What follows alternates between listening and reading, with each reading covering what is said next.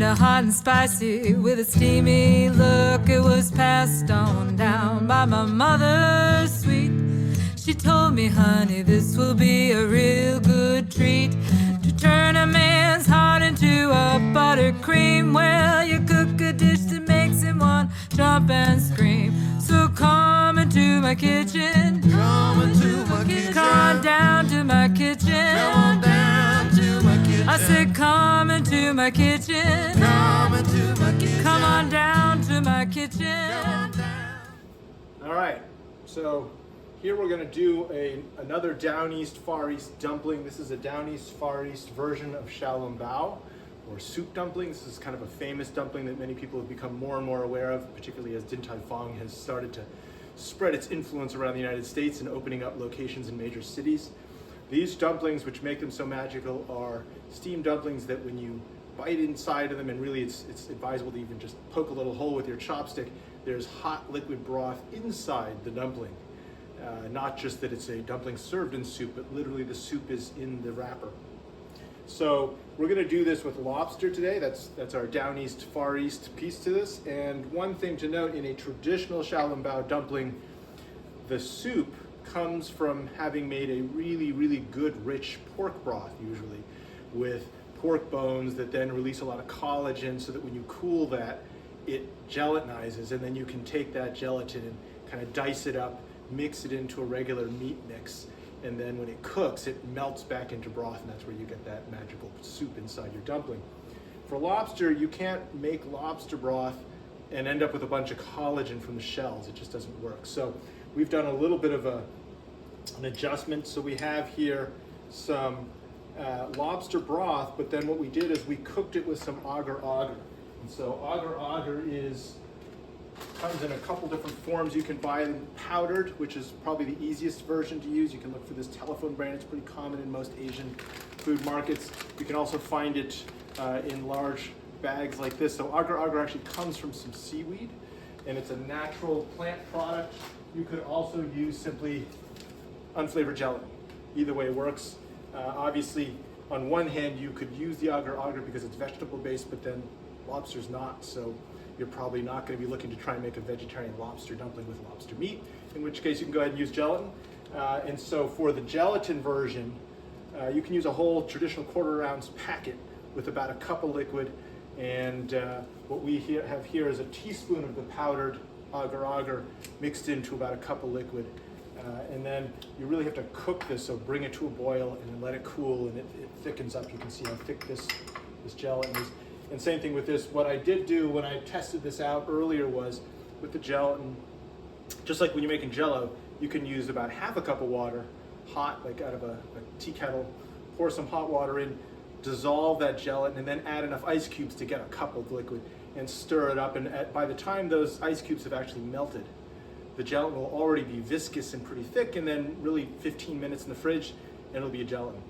So it's a much quicker version than if you had, say, boiled broth for hours and got this wonderful collagen-rich broth and then had to let it cool and then transfer to the fridge, which is usually a multi-day process. So anyway, I've got some fresh cooked, lightly chopped up lobster meat. I'm going to add a teeny bit of white pepper to this and a teeny bit of Shaoxing wine, and that's about it, because I really want this to be kind of just lobster-rich flavor and not be heavily laden with soy sauce and some other things.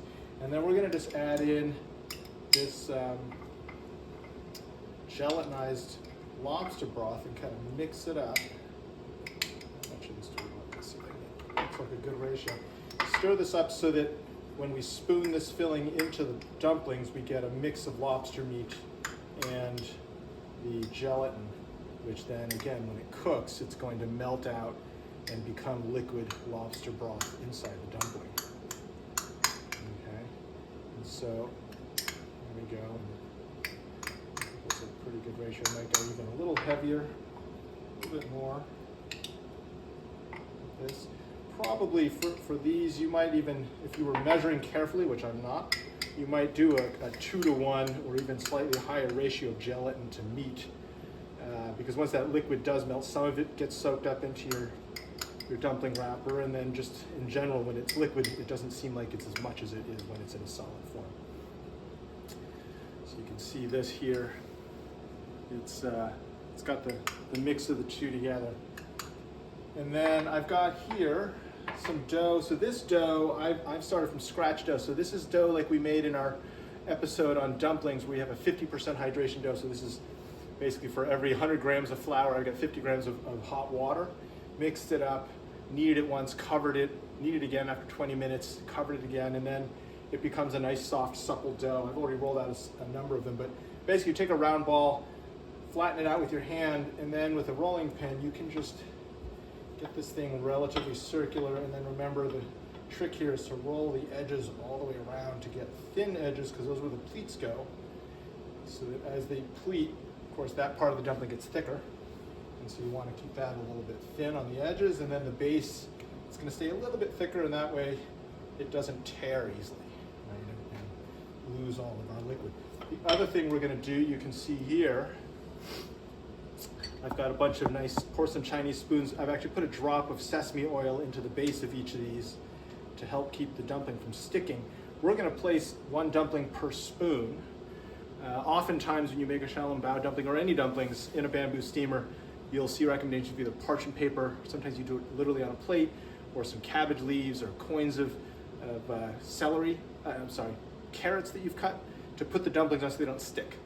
In this case, we're going to put them in these spoons because traditionally when you eat a xiaolongbao dumpling, the first thing you do is transfer to a spoon so that you can release the soup and you don't lose it all, right? And so we're going to put them right in there. It's a nice, actually fancy kind of way to serve this to your guests in your house.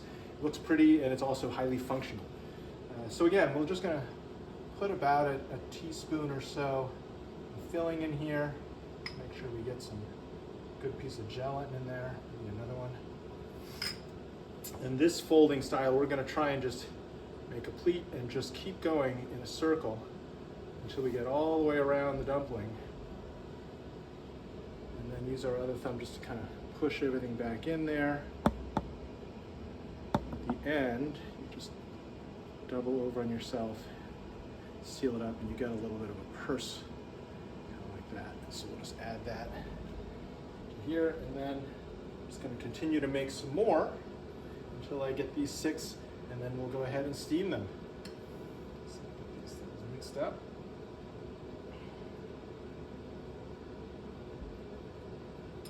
And so we should do this again. So I'm just going to make one pleat, and then with this thumb here on my left hand, I'll use that to kind of keep pushing the filling down and help me with the pleats. And I work my way around the circle. The closer I get to the end, the more the filling sometimes starts to poke out, and you use this thumb to kind of push it back in. Just keep going in a circle. You can see the last couple ones. There you go. Kind of seal that up. Put it in that spoon. Get another. There we go. So I'm going to finish up these, and then we'll make them up. And when you eat my cooking, you'll be wanting more.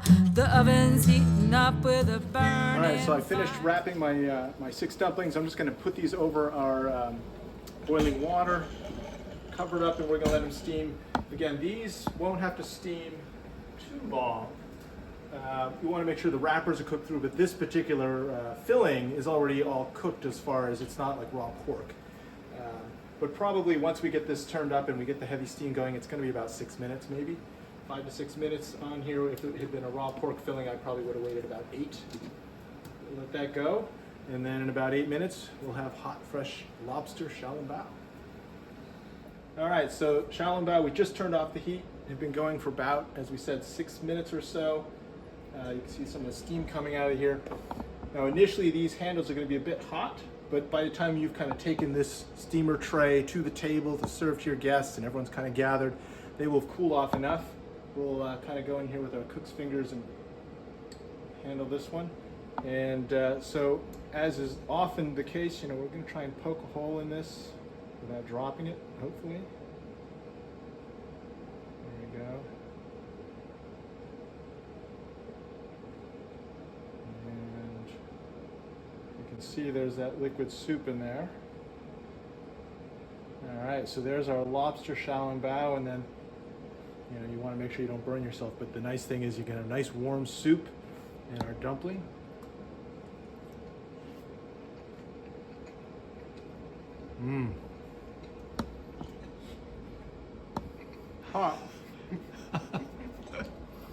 but very good. And as we said, you can bring this right to the table. Obviously, you don't eat that one so that it doesn't look like the chef stole some of the food before you bring it to the table, but a great presentation as well, and makes it easy that you don't have to worry about the dumplings sticking to the bamboo. Just a drop of sesame oil in there kept it from sticking. All right, so down east, far east, Lobster XiaoLongBao. Won't you Bon come appetit. into my kitchen? Come into my kitchen. Come on down to my kitchen. Come on down to my kitchen. Won't you come into my kitchen and I will